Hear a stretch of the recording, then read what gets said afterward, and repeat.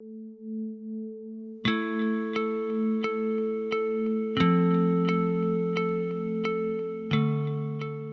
thank you, Dr. Mjwara. Ministers Blade Nzimande, our host today and who leads our efforts in innovation. Minister Zweli Mkhize, who leads our national medical efforts, cabinet members who are present, Director General of the WHO, Dr. Tedros Ghebreyesus, African Union Commissioner, Sarah Anyang Agbo, distinguished scientists and participants who have joined us in this webinar, fellow South Africans. Today, there's no doubt about the devastating effect of COVID-19 on human life and on the economy. A globalized, integrated world brings benefits, but also vulnerabilities. Consider just the sheer speed with which the virus has spread and the more than 650,000 lives already lost. Every life lost is a tragedy for the family and the community. Yesterday, the world's largest economy, the United States, reported a 33% fall in economic output. 33%. This is unprecedented, the greatest quarterly decline in US records. The Bank of England has said the UK is likely to have the deepest recession in 300 years. China is expected to have the lowest growth, economic growth, since the death of Mao Zedong. Across the world, the impact of the virus is harsh. South Africa and the African continent is not being spared, with deep impacts on growth, on jobs, on funds for development. But in the challenging moment, what we can draw on to fight this virus is human solidarity and scientific innovation. And so, honored guests and fellow South Africans, I want to report briefly on progress with an initiative that draws on the best of South African solidarity and innovation. One of the most serious effects of COVID, as Dr. Mkhize will tell us, is the attack on the human respiratory system, with problems that patients have with breathing that can cause loss of life. Medical ventilators are used to supply oxygen to the lungs of severely ill patients.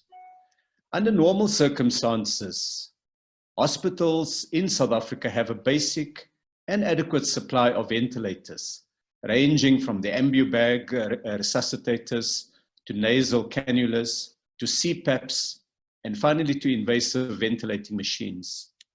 They typically buy these from suppliers elsewhere in the world based on normal need. But in March this year, participants, honorable colleagues, when the virus reached our shores, we had no local manufacturing capacity for ventilators, and yet the healthcare demand for ventilators surged. But today, as we speak, South African designed and manufactured ventilators are rolling off the production line. Over the next month, we expect many thousands of non-invasive ventilators to be delivered to hospitals and medical facilities across the country, brought together through South African ingenuity and by South African hands. I want to briefly tell the story of this innovation. In April this year, hospitals reported that they were unable to source ventilators on global markets. Minister Nzimande and I then decided to initiate the National Ventilator Project. We appointed one of our top agencies, the South African Radio Astronomy Organization, they are called SARAO, to serve as project managers given their world-class systems integration and systems engineering capabilities. These same scientists and engineers had delivered some of the technologies of the Square Kilometre Array project in the Northern Cape, the world's largest radio telescope project with the power to peer deep into the cosmos and to shed light on the mysteries of the universe. Based on the clinical experience in COVID-19 epicenters like China, Italy, the UK, and the US, senior critical care physicians advised us that we should focus on the production of non-invasive, continuous positive airway pressure devices, what are called CPAPs, because they had the greatest potential on saving lives. And so we put out a national call to our manufacturing sector, to research agencies, to universities and science councils, with the aim of rapidly facilitating the local development and manufacture of thousands of non-invasive ventilators. The response we received was phenomenal. Nearly 100 individual project proposals were received. These were thoroughly evaluated by the engineers and scientists at Serao to ensure compliance with international standards for ventilators, but also usability in our hospitals and medical facilities, and to fully leverage South African manufacturing expertise. We needed a machine that can be used as easily in a private hospital in Sandton as in a field hospital in the Eastern Cape. Prototypes of the most promising proposals were then built. These were tested, first in the laboratory, and then in one of our largest public hospitals. The designers took the machine through approval by the Medical Products Regulator. Funding was mobilized quickly from the Solidarity Fund, which was established early in the crisis by President Ramaphosa as a platform for South African citizens and businesses to donate towards addressing the challenges of the crisis. Ms. Gloria Serobi, chairperson of the Solidarity Fund, and her excellent team are present on this virtual call and this webinar today. Each machine consists of about 30 separately manufactured components. These have been produced in the past few weeks. Today, the first batch of completed ventilators are coming off the assembly line, part of an initial order of 10,000 units, which had been placed with the Council for Scientific and Industrial Research, our very own CSIR. A second manufacturer is also producing a further few thousand. 20,000 units in all will be produced. Final assembly of this device is taking place at the Acacia Medical Facility just outside of Cape Town, and from there it will be distributed to hospitals across the country.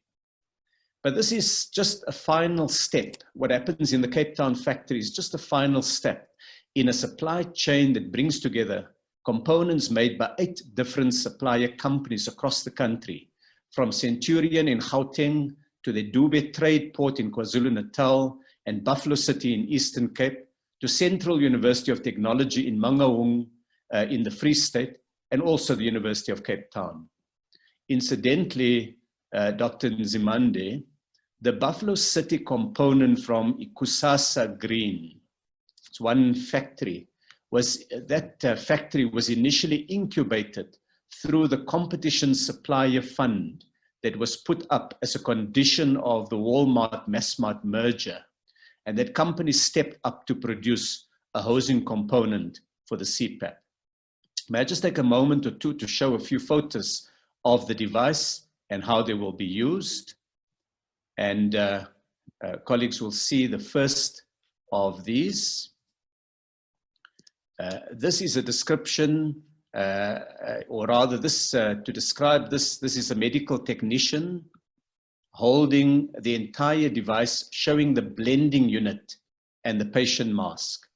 The device supplies a pressurized mixture of ambient air and industrial oxygen to the patient through a mask or hood. If we look at the second picture, this is a close-up of the blending device. The pressurized gas helps the patient by supplying a higher level of oxygen and by keeping the airway and lung pressure elevated above the surrounding air pressure through the breathing cycle. And this ensures that the patient's lung is operating effectively. If we look at the third picture, this is the medical operator who adjusts the inspired oxygen proportion of the gas that's supplied to the patient, and she can adjust the elevated pressure to the required level. The fourth picture, which is now on, no, just the one before that.